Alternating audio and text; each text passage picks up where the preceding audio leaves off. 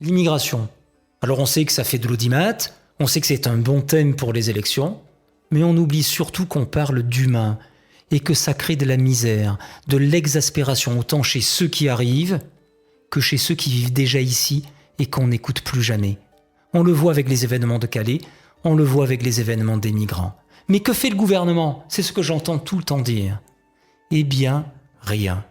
Puisque ce sont 4 articles des traités européens qui décident des entrées et des sorties du territoire, du regroupement familial, du droit d'asile et des expulsions du territoire.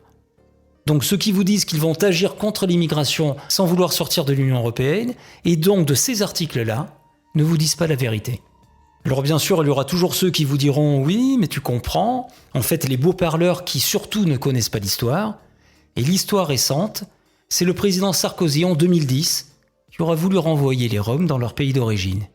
Alors Viviane Reding, qui s'occupait à l'époque de ces affaires-là pour la Commission européenne, aura dit non, et ce fut non. Point à la ligne, tout le reste n'est que bavardage.